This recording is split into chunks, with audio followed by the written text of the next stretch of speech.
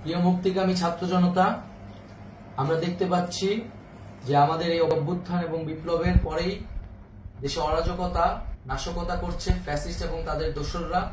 আমরা দেখতে পাচ্ছি যে বিভিন্ন জায়গায় এখন গোলাগুলি চলছে, মন্দিরে হামলা হচ্ছে এবং নাশকতা ও লুটপাট করছে। আমরা মনে করি আমাদের যে ছাত্র নাগরিকদের অভ্যুত্থান তাকে নস্যাৎ করার জন্যই পরিকল্পিতভাবে এই ধরনের ঘটনা ঘটানো হচ্ছে। আমরা মুক্তিকামী ছাত্র জনতাকে সজাগ এবং সতর্ক থাকতে আহ্বান জানাচ্ছি এবং আমাদের যে অন্তর্বর্তীকালীন সরকার, আমরা সেই সরকারের যে প্রস্তাবনা 24 ঘন্টার সময় নিয়েছিলাম, জরুরি পরিস্থিতি মোতাবেক আমরা এখনই তার একটি রূপরেখা ঘোষণা করছি।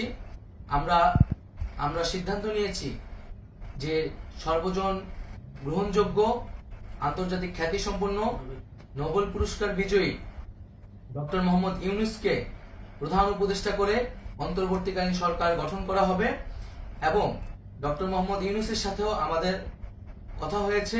তিনি ছাত্র জনতার আহ্বানে বাংলাদেশকে রক্ষা করতে এই গুরু দায়িত্ব নিতে সম্মত হয়েছে। আমরা সকালের মধ্যেই আমরা এই সরকার গঠনের প্রক্রিয়া দেখতে চাই।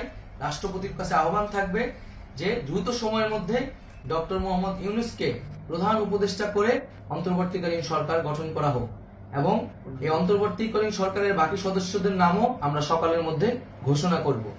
প্রিয় বন্ধুগণ, দেশে যে অরাজকতা চলছে, মানুষের জীবনে নিরাপত্তাহীনতা চলছে, সেজন্য আমরা রাষ্ট্রপতির কাছে আহ্বান জানাচ্ছি দেশে আইন শৃঙ্খলা পরিবেশ ফিরিয়ে আনার জন্য দ্রুত সময়ের মধ্যে কার্যকর ব্যবস্থা নিতে হবে এবং আইন শৃঙ্খলা বাহিনীকে সহযোগিতা করার জন্য মুক্তিকামী ছাত্র জনতাও রাজপথে থাকবে এবং অন্তর্বর্তীকালীন সরকার গঠন না হওয়া পর্যন্ত মুক্তিকামী ছাত্র জনতাকে রাজপথে থেকে তাদের যে অভ্যুত্থান, সেই অভ্যুত্থানকে রক্ষা করতে হবে।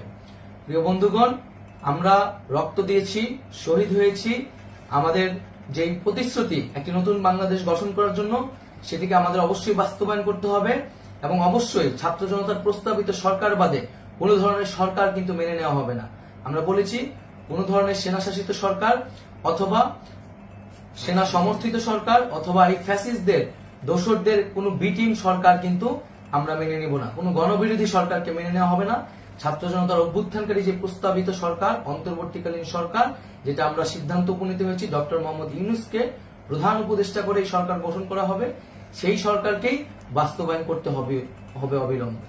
আগামীকাল সকাল থেকে সকলকে আহ্বান জানাচ্ছি রাজপথে থাকার জন্য এবং আমাদের যে সাম্প্রদায়িক সম্প্রীতি এবং রাষ্ট্রীয় সম্পদ রক্ষা কমিটির ঘোষণা হয়েছে বৈষম্যবিরোধী ছাত্র আন্দোলনের নেতৃত্বে, সকল পাড়ায় পাড়ায় এলাকায় এলাকায় সেই কমিটি পাহারায় থাকবে। আমাদের সংখ্যালঘু কমিউনিটিকে আমাদের রক্ষা করতে হবে, রাষ্ট্রীয় সম্পদ এবং এই দেশকে রক্ষা করতে হবে আমাদের।